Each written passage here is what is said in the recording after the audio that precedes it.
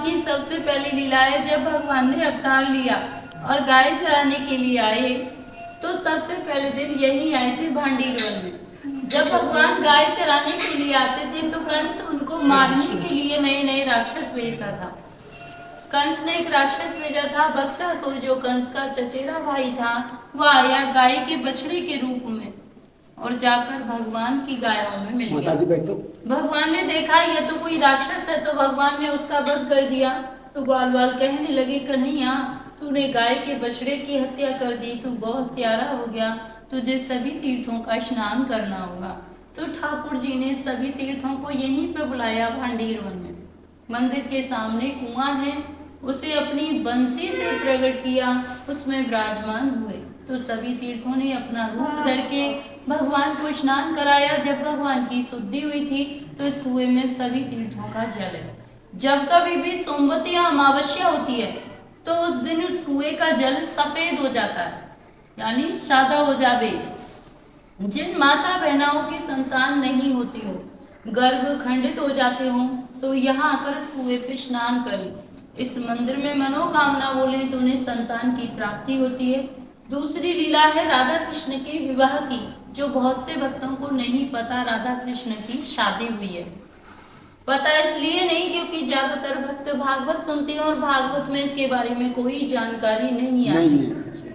हमारे 18 पुराण है, उनमें से एक आता है ब्रह्म वैवर्त पुराण। उसमें दिया हुआ है कि राधा कृष्ण की शादी इसी स्थान पर ब्रह्मा जी ने कराई थी और ब्रह्मा जी ने ही कन्यादान किया था। जो हमारे हिंदू रीति में विधि होती है वो सब पूरी हुई थी, जैसे वेद मंत्रों की, हवन की, फेराओं की। तो लास्ट में विधि होती है मांग में सिंदूर भरने की। जब तक सिंदूर नहीं भरा जाता शादी मान्य नहीं होती है। तो आप यहाँ ध्यान से दर्शन करना, यहाँ पे ठाकुर जी राधा रानी की मांग में सिंदूर भरते हुए। हाथ देखना, ठाकुर जी का हाथ राधा रानी के सिर के ऊपर है, चुटकी बनी हुई है हाथ में इस तरीके से। ये पूरे विश्व का एक ही मंदिर है जो भगवान के शादी के दर्शन है, नहीं तो जहाँ भी दर्शन करोगे बंसी बजाते हुए करोगे। यहाँ ठाकुर जी के हाथ में बंसी नहीं है, सिंदूर है, मांग भरते हुए। तीसरी लीला है, एक दिन राधे कृष्ण भांडीर वन में भ्रमण कर रहे थे, तो कन्हैया जी कहने लगे, हे राधे, ये हमारा तुम्हारा निकुंज बन है, हमारी तुम्हारी कुंजों की लीला हुई है, इसलिए आज इस वन को प्रसन्न होकर वरदान देता हूँ, जो भक्त यहाँ आएगा और इस कुएं पे आचमन करेगा, यानी कि जल पिएगा, तो उसे 14 अवतार के दर्शनों का फल प्राप्त। कुएं पे स्नान करेगा तो उसके जाने न जाने के जो भी पाप हैं सब नष्ट हो जाएंगे।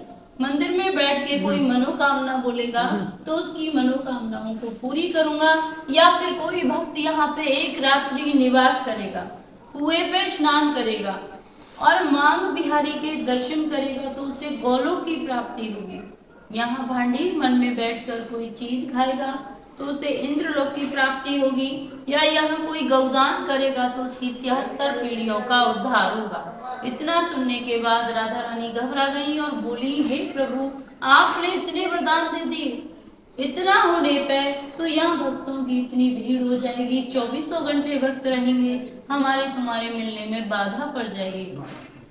तो ठाकुर जी बोले, हे राधे गोपनीय, ये मेरा गुप्त स्थान है, यहाँ पर हर कोई नहीं ला सकता। जिसके ऊपर मेरी विशेष कृपा होगी वही भक्त यहाँ आ सकता है, अन्यथा हर किसी को मैं यहाँ आने नहीं दूंगा। तो जब जिन भक्तों के ऊपर ठाकुर जी की विशेष कृपा होती है वही भक्त यहाँ तक पहुँच पाते हैं। तो ये विवाह का मंदिर है, तो यहाँ राधा रानी के कन्यादान का दान होता है।